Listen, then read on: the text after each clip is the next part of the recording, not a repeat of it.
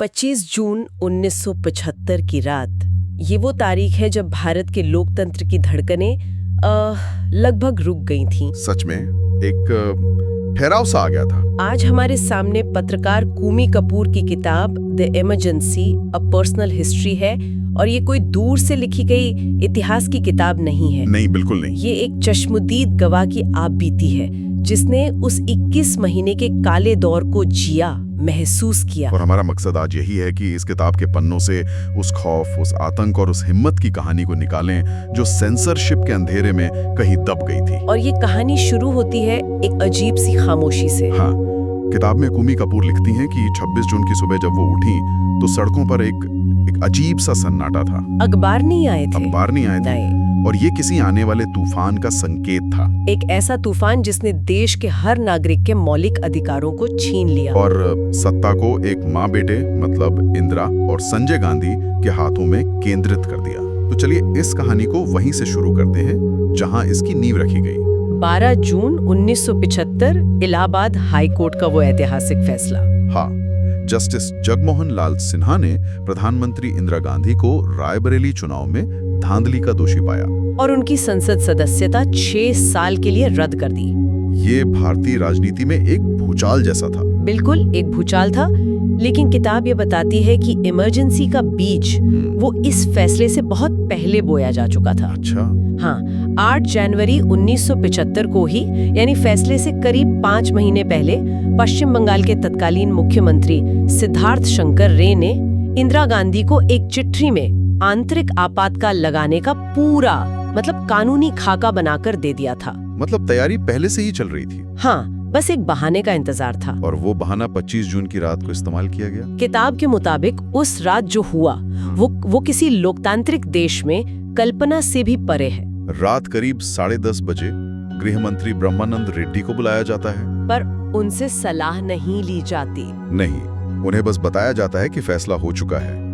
सत्ता का केंद्र गृह मंत्रालय से शिफ्ट होकर प्रधानमंत्री आवास बन चुका था, जहां संजय गांधी और उनकी चौकड़ी जैसे आर.के. धवन और ओम मेहता सारे फैसले ले रहे थे। और यहीं पर किताब एक बहुत ही डरावनी तस्वीर पेश करती है। दिल्ली के डिस्ट्रिक्ट मजिस्ट्रेट सुशील कुमार को आधी रात को प्रधानमंत्री आवास पर तलब किया जाता है। आधी रात को? हाँ, वहाँ आर.के. धवन उन्हें मीसा यानी maintenance of internal security act के खाली वारंटों का एक बंडल देते हैं और उस पर दस्तखत करने को कहते हैं। हमें ये समझना होगा कि मीसा एक ऐसा क्रूर कानून था जो सरकार को किसी भी नागरिक को बिना कोई कारण बताए अनिश्चित काल के लिए जेल में डालने की ताकत देता था। जब सुशील कुमार ने पूछा कि इन वारंटों पर किन लोगों के नाम हैं, तो उन्हें डांट कर चुप करा दिया गया। बस हुक्म का पालन करने को कहा गया। और जब वारंट छापने वाली मशीनें खराब हो गईं, तो फिर का वो फरमान तैयार था।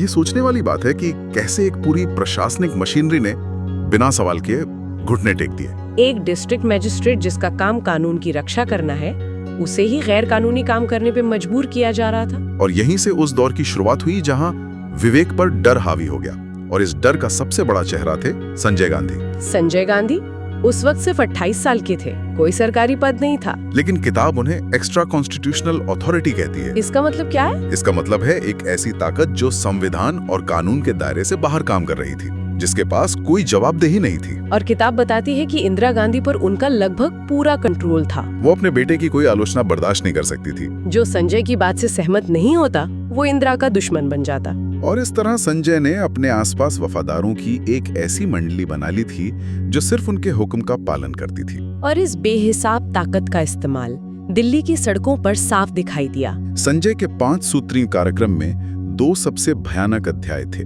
झुग्गी झोपड़ी हटाना और जबरन नसबंदी। दिल्ली के तुर्कमान गेट इलाके में जहां मुस्लिम समुदाय की घनी आबादी थी, सदियों पुराने घर थे, उन पर बुलडोजर चला दिए गए। कूमी कपूर लिखती हैं कि उन बुलडोजरों पर लिखा होता था, मैं बहरा और अंधा हूँ। हे भगवान, ये कितना क्रूर और अमानवीय प्रतीक था। ये सिर्फ घर तोड़ना नहीं था, ये लोगों के स्वाभिमान को तोड़ना था। जब लोगों ने अपने घरों को बचाने के लिए विरोध किया, तो पुलिस ने गोलियां चला दी। सरकारी आंकड़े तो सिर्फ 3 मौतों की बात करते हैं, लेकिन सच को मलबे के नीचे दबा दिया गया। वो मलबा संजय गांधी की तानाशाही का एक स्मारक बन गया था। और ये तो सिर्फ एक पहलू था, दूसरा इससे भी ज्यादा भयानक था। नसबंदी। या कहें जबरन नसबंदी। किताब के आंकड़े चौंकाने वाले हैं। 1976-77 के सिर्फ एक साल में 81 लाख से ज्यादा लोगों की नसबंदी कर दी गई। 81 लाख एक साल में? हाँ, ये एक विश्व रिकॉर्ड था। सरकारी कर्मचारियों, टीचरों, पुलिस वालों को टारगेट दिए गए कि अगर प्रमोशन और सैलरी चाहिए तो इतने लोगों को नसबंदी के लिए पकड़ कर लाओ। ये टारगेट का दबाव इतना ज्यादा था कि इसने इंसानों को शिकारी बना दिया था। किताब में हरियाणा के पिपली गांव का एक दिल दहला देने वाला किस्सा है। हवा सिंह नाम के एक विधुर थे जिनके बच्चे भी नहीं थे। पुलिस उन्हें जबरदस्ती पकड़ कर ले गई और उनकी नसबंदी कर दी। ऑपरेशन के बाद इन्फेक्शन से उनकी मौत हो गई। अरे नहीं। और जब गांव वालों ने इस अन्याय के खिलाफ विरोध किया तो पुलिस ने फिर गोलियां चलाई। फिर से? हाँ, 2 महिलाओं की मौत हो गई और गांव के 400-500 आदमियों को पकड़कर उनकी भी जबरन नसबंदी कर दी गई। ये आतंक था, ये स्टेट स्पॉन्सर्ड टेरर था। ये बताता है कि जब सत्ता बिलगाम हो जाती है तो आम नागरिक की जिंदगी की कोई कीमत नहीं रह जाती। वो सिर्फ एक आंकड़ा बनकर रह जाता है जिसे टारगेट पूरा करने के लिए इस्तेमाल किया जाता है। और इसी आतंक का दूसरा निशाना बना विपक्ष। 26 जून की सुबह होते होते देश के बड़े बड़े नेता जयप्रकाश नारायण, मुरारजी देसाई, अटल बिहारी वाजपेयी, लाल कृष्ण आडवाणी सब सलाखों के पीछे थे। जब पुलिस जेपी को गिरफ्तार करने पहुंची तो उन्होंने सिर्फ एक संस्कृत का श्लोक कहा, विनाश काले विपरीत बुद्धि। और जेल के हालात वो अमानवीय थे। कूमी कपूर तिहाड़ जेल का जिक्र करती हैं।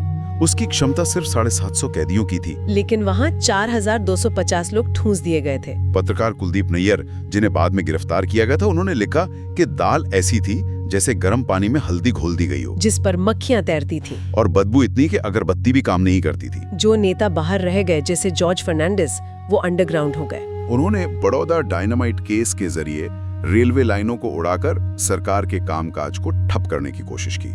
लेकिन इसकी कीमत उनके परिवार को चुकानी पड़ी। उनके भाई लॉरेंस फर्नांडिस को पुलिस ने इतना टॉर्चर किया कि वो हमेशा के लिए अपाहिज हो गए। और सिर्फ टॉर्चर ही नहीं बल्कि जान भी ली गई। कन्नड़ की मशहूर अभिनेत्री स्नेहलता रेड्डी, जो जॉर्ज फर्नांडिस की साथी थी, उन्हें गिरफ्तार कर लिया गया। उन्हें अस्थमा की गंभीर बीमारी थी, लेकिन जेल में उन्हें जरूरी इलाज नहीं दिया गया। वो तड़पती रहीं, पर अफसरों ने रहम नहीं दिखाया। जब उनकी हालत बहुत बिगड़ गई तब उन्हें पैरोल पे छोड़ा गया। लेकिन घर पहुंचने के 5 दिन बाद ही उनकी मौत हो गई। ये एक संस्थागत हत्या थी। और इस तरह की हत्याओं और अत्याचारों की खबरें बाहर ना आ सकें, इसके लिए सरकार ने सबसे पहला और सबसे जोरदार हमला प्रेस पर किया, जिसका काम ही सच को बाहर लाना है। 26 जून को दिल्ली के अखबारों के दफ्तरों की बिजली काट दी गई। संजय गांधी के खास विद्याचरण शुक्ला को सूचना एवं प्रसारण मंत्री बनाया गया। उन्होंने संपादकों की मीटिंग बुलाकर साफ कह दिया, कोई बकवास बर्दाश्त नहीं की जाएगी। लेकिन द इंडियन एक्सप्रेस अखबार ने इसका विरोध एक बहुत ही अनोखे और शक्तिशाली तरीके से किया। 28 जून को जब अखबार छपा तो संपादकीय की जगह पूरी तरह खाली छोड़ दी गई। वो खाली जगह, वो सन्नाटा सरकार के मुंह पर एक तमाचा था।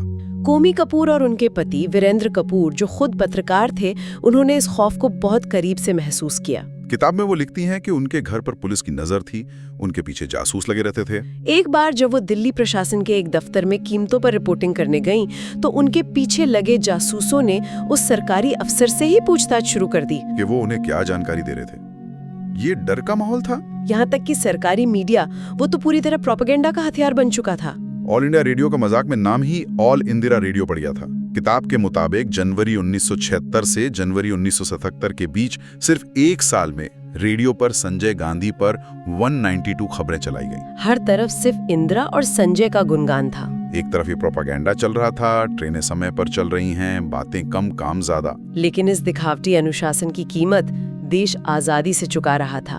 आम आदमी के लिए ये दौर कैसा था? आम आदमी के लिए ये दौर दोहरी मार का था। एक तरफ झुग्गियां उजड़ रही थी, दूसरी तरफ जबरदस्त नसबंदी का खौफ था। लोग एक दूसरे से राजनीतिक बातें करने में डरते थे कि कहीं कोई मुखबिर ना हो। किताब में एक बहुत ही मार्मिक किस्सा है। मामचंद नाम का एक अनपढ़ आदमी जो कनॉट प्लेस में एक छोटी सी मैगजीन की दुकान चलाता था। संजय गांधी के एक दोस्त और छोटे मोटे नेता अर्जुन दास से उसकी किसी बात पर बहस हो गई। बस इतनी सी बात पर? हाँ, बस इतनी सी बात पर मामचंद को मिसा में गिरफ्तार कर लिया गया और वो 19 महीने जेल में रहे। उनका परिवार भूखा मरता रहा, लेकिन किसी ने उनकी नहीं सुनी। ये उस दौर की सच्चाई थी।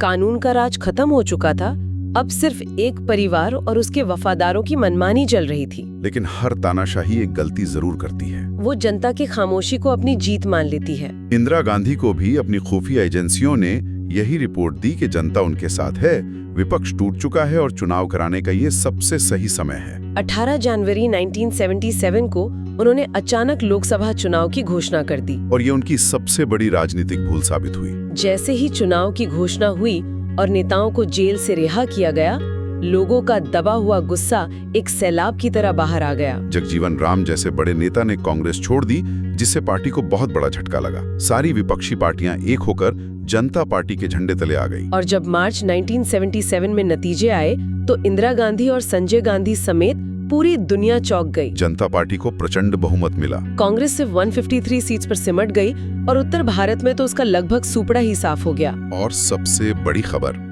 इंदिरा गांधी खुद रायबरेली से हार गईं। और संजय गांधी अमेठी से हार गए। किताब में कुमी कपूर लिखती हैं कि दिल्ली की सड़कों पर ऐसा जश्न था जैसा लोगों ने 1947 में आजादी के दिन देखा था। लोगों ने तानाशाही को वोट की ताकत से धूल चटा दी थी। ये लोकतंत्र की जीत थी।